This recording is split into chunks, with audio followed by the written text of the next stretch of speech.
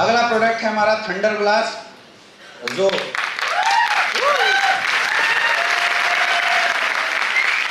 अच्छा जो पी के आए हैं वो लोग ताली बजा रहे हैं।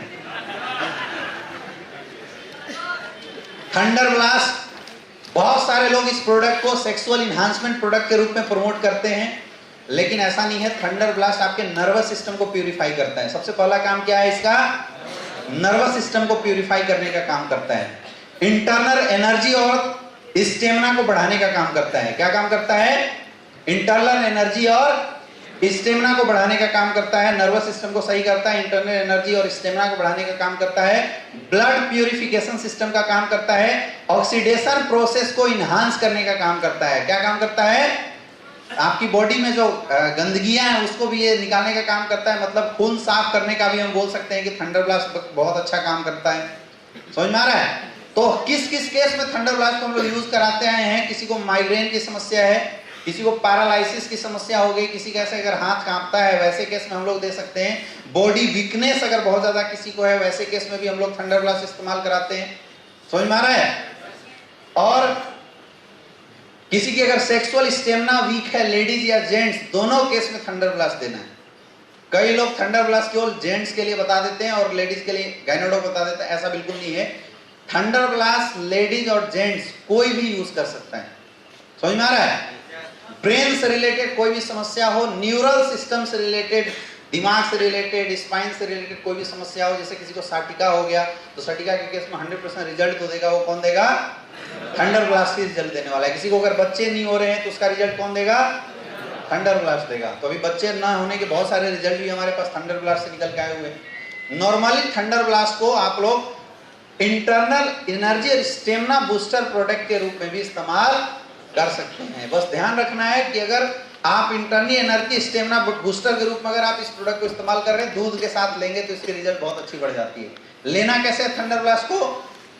खाने के घंटे बाद 20 ml 2 टाइम इस्तेमाल करना है। कैसे इस्तेमाल करना है? खाने के घंटे बाद 20 ml 2 टाइम, और थंडर ब्लास्ट के साथ दूध लेना जरूरी है। कुछ प्रिकॉशन नोट करके आपको नोट करना चाहिए।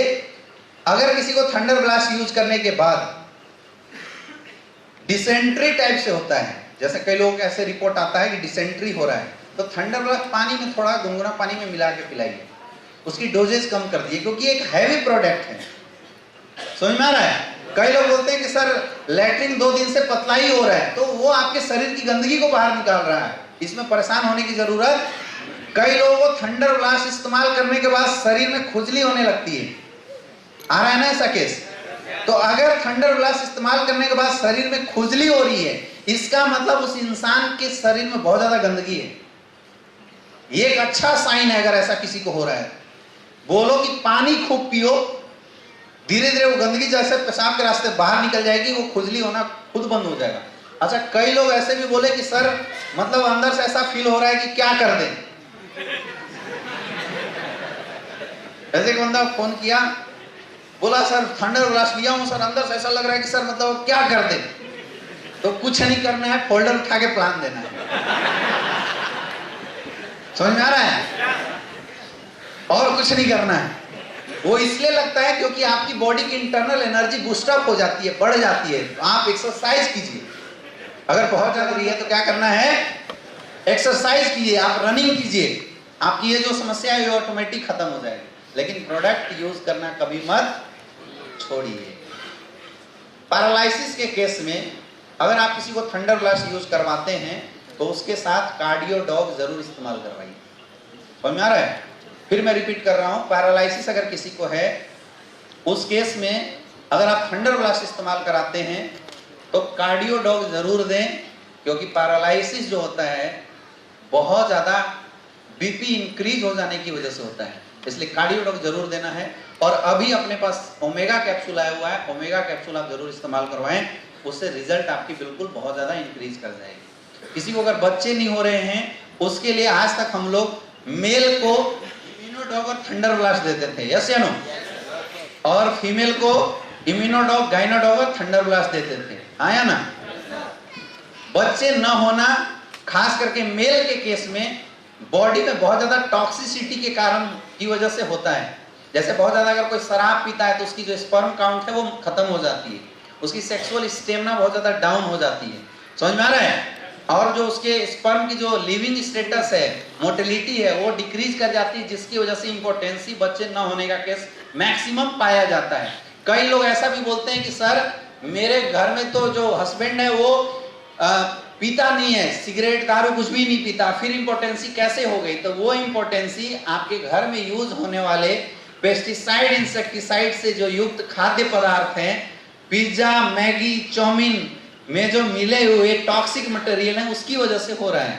इसका बहुत आसान तरीका है कि आप अपनी बॉडी से किसी भी प्रकार की एंटीऑक्सीडेंट प्रोडक्ट यूज करके ऑक्सीडेशन करवा दो, मतलब एंटीऑक्सीडेंट यूज करके फ्री रेडिकल्स को बाहर निकाल दो, तो इंपोर्टेंसी की समस्या बिल्कुल खत्म हो जाएगी।